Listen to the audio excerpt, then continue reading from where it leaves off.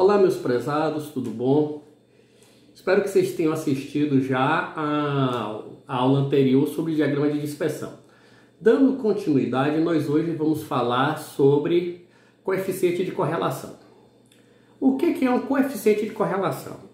Ele serve para saber se duas grandezas realmente têm uma relação entre elas. Esse coeficiente pode ser entre menos 1 e 1. Ele nunca é maior que 1, nunca é menor que menos 1. Se ele estiver próximo de 1, digamos, se ele dá 0,80, 0,90, significa que essas duas grandezas, elas são o quê? Proporcionais, ou seja, que quanto mais aumenta uma, mais aumenta a outra. Por exemplo, se nós estivermos fazendo uma pesquisa sobre consumo de mulheres e você comparar o consumo das mulheres com a idade, pode ser que quanto maior a idade, maior o consumo de um determinado produto. Então, ao fazer o coeficiente de correlação, se essa hipótese estiver certa, ele vai se aproximar de 1. Se for uma relação inversa, ou seja, quanto mais jovem as mulheres, maior o consumo do seu produto, esse coeficiente de correlação ele vai se aproximar de menos 1. Se ele estiver próximo a 0, significa o quê? Que sua hipótese está errada. O coeficiente de correlação ele é extremamente útil em pesquisa científica. Você pode utilizar ele no seu TCC, a depender do seu objeto de pesquisa, porque ele é extremamente útil para afirmar ou negar qualquer hipótese. Ok? Vai.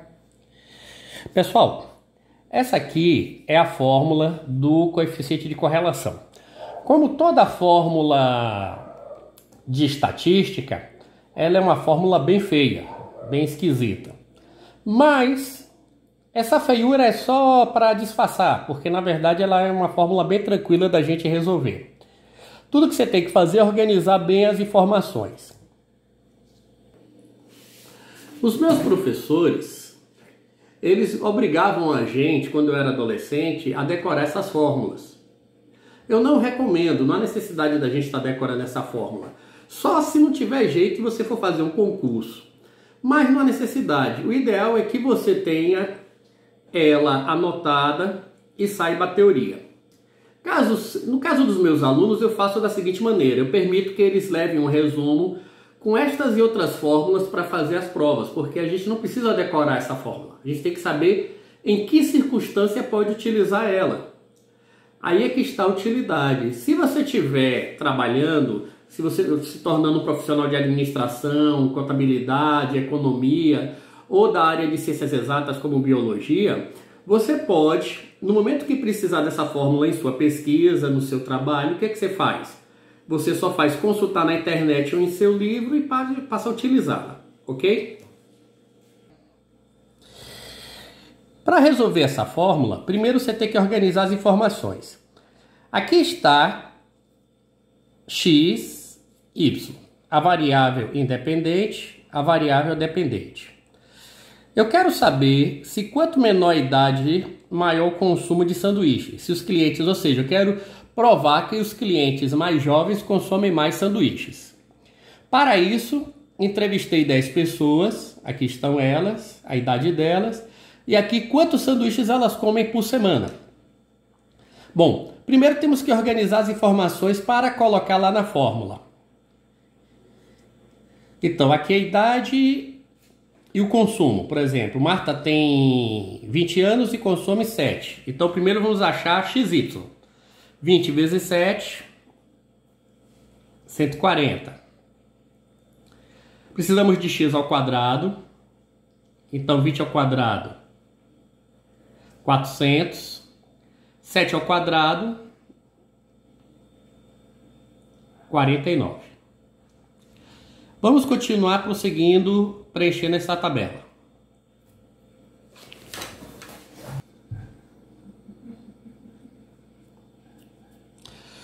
Bom, após preencher a tabela de x vezes y, x ao quadrado, y ao quadrado, nós temos aqui os totais que nós vamos utilizar. Para facilitar a nossa vida, é ideal que tenhamos cada elemento da fórmula separado. Então, a gente vai precisar, por exemplo, de n vezes somatório de x, y.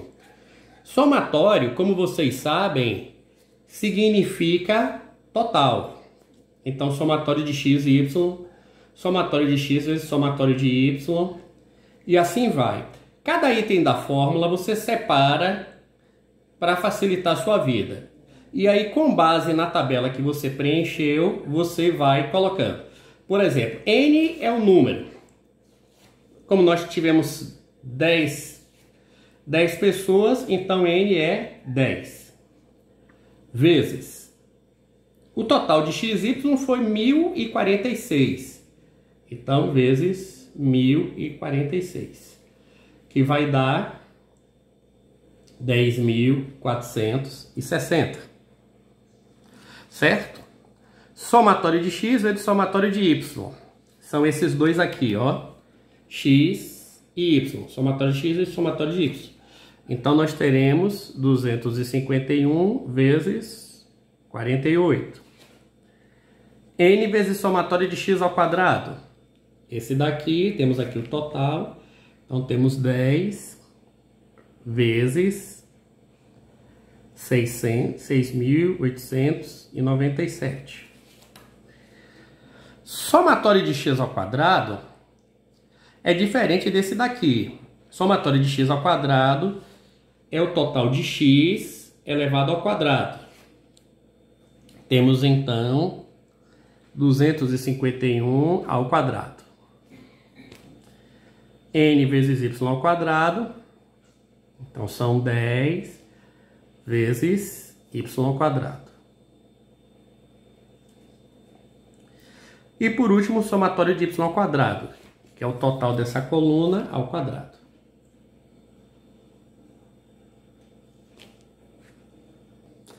Continuando, depois que nós achamos aqueles valores, nós vamos substituir na fórmula. Então temos aqui n vezes o somatório de xy, que está bem aqui, nós vamos substituir. E assim substituímos todos os outros, ó. Tomar cuidado porque existem duas raízes quadradas e elas são multiplicadas entre si. Então, fazendo as operações, subtraindo deu esse valor, subtraindo deu este valor, subtraindo deu este valor. Continuando, nós primeiro multiplicamos aqui embaixo, né? Obtemos esse novo valor que temos aqui. E aí, dividindo menos 1.588 por esse número aqui, nós teremos menos 0.826. Note que está bem próximo de 1. Então, significa o quê? Que é verdade que quanto menor a idade, maior o consumo de sanduíches. E aí nós temos agora duas possibilidades de marketing. Ou criar um marketing para as pessoas, para convencer as pessoas de maior idade a consumir sanduíche, ou fazer um marketing para o jovem, sabendo que ele é nosso melhor cliente, como agradar e manter esse jovem consumindo sanduíche. Esse tipo de atividade é muito fácil quando você usa Excel. Eu recomendo que vocês utilizem a planilha Excel para fazer esse tipo de índice na vida profissional. Eu fiz essa utilizando caneta e calculadora para mostrar que também dá para fazer por caneta e calculadora. Porque em nossas provas, na prova dos professores, geralmente não dá para usar Excel, tem que usar caneta e calculadora, ok?